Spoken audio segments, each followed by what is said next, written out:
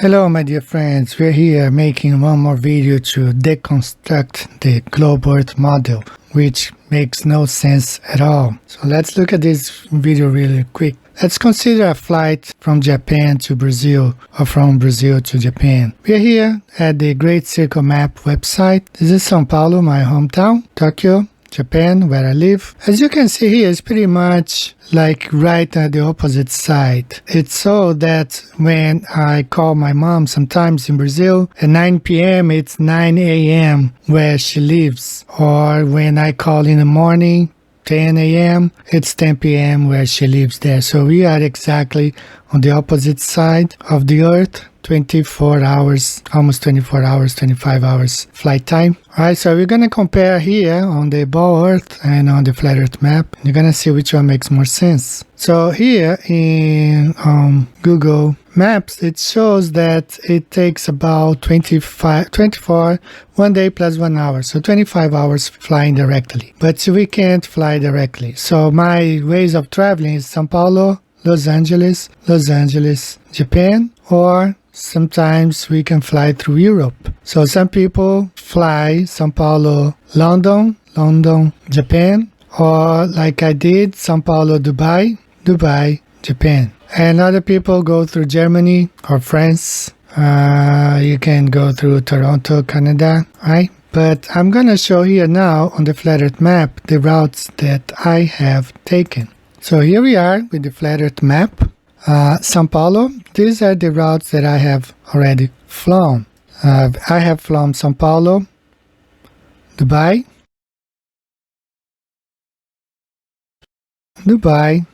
Japan. I have also flown São Paulo, Los Angeles, Japan. Going back to Brazil, flying from Japan to Detroit, Atlanta, Brazil. Okay, these are the routes that I have flown. Now, let's consider for a second if it would be possible. Let's just consider that it could be possible to fly directly from São Paulo to Japan. For this reason, I drew this red line here. Let's say the flight takes 24 hours flying from São Paulo to Japan. But since there are no airplanes that fly 24 hours, let's make a stop right in the middle, somewhere here in Canada, okay? So let's suppose this flight flies for 12 hours, stops right here in this island, Canada, refueling in 1 hour, 2 hours. When I stopped in Los Angeles, we stopped for 2 hours for cleaning the airplane, and then the plane flies for the remaining 12 hours to Japan. So this is how the flight goes on the flat earth map. Let's now look from another perspective. Suppose this is a direct it's a flight that flies the red route with one stop right in the middle here in Canada. So the airplane takes off, stops in Canada, 2 hours, refueling, cleaning of the airplane, and then 12 more hours to Japan. Now this is what we will observe. Once the airplane takes off, the captain levels the plane, has the plane on the automatic pilot, and the plane flies straight. Stops right here, and then the remainder of the trip, another 12 hours to arrive in Tokyo.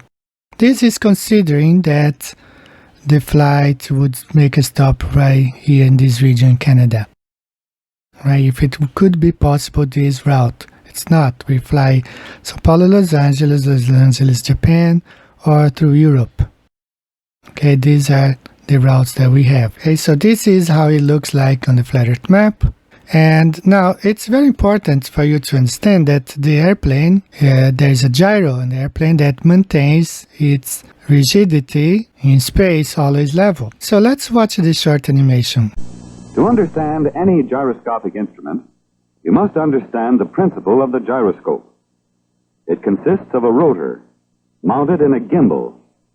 The rotor can spin in one plane only. When another gimbal is added, a second plane of movement is possible. And when this assembly is mounted in bearings, the rotor has 3 planes of movement and can assume any possible attitude. This is now a freely mounted gyroscope. A spinning gyro has 2 important properties: precession and rigidity in space. All of its practical applications are based on these 2 properties. As for rigidity in space, the spinning rotor remains in its original attitude, while the gimbals and base move around it. In other words, the gyro maintains its axis in relation to space and not to the surface of the Earth. Now remember that on the globe Earth, no matter where you are, you're always above everybody else. You are on the top.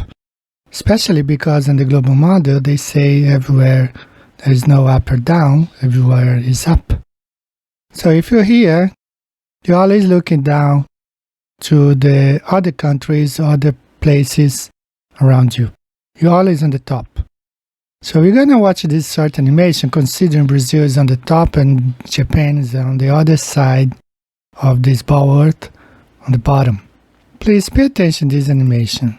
This flight takes off São Paulo airport. Now remember what we watched in the animation, the airplane has a gyro that keeps the airplane level, completely level. So consider that's the stop in Canada. Remember when we looked at the flat earth map?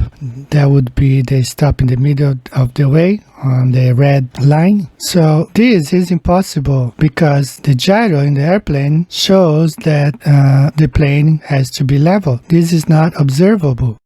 It's just a theory. Let's keep going. Now the airplane is still flying towards Japan. Remember, on the globe Earth, you're always on the top. So we left Brazil on the top. We are now arriving in Japan, the bottom, upside down. It takes a lot of faith to believe the globe model because nowhere is this observable. And it's contrary to what we just saw about the gyro. The gyro maintains its rigidity. An airplane cannot fly curving without the gyro demonstrating that it's pointing down. An airplane does not fly sideways, does not fly upside down, as we saw here. It does not land sideways and doesn't land upside down on an imaginary globe. Here we have 2 lines, one representing a flat earth on the flat earth map, one representing on the globe earth map. I want to thank an architect in Brazil who has designed this animation, flat earther, behind great projects in Brazil, but he has been dedicating his time to make these animations demonstrating the error that it is to believe that airplanes point its nose down, an airplane flies straight. There are no planes crossing the equator, up or down, like in this animation. The globe Earth idea, or the heliocentric model, is nothing but a religion designed to control you, me, and everyone else. And these are the people behind this great lie. They are hiding this from you, and they don't want you to be free. They want to enslave you and me, our families, forever. Thanks for everything, guys. See you next time. Be safe. Bye-bye.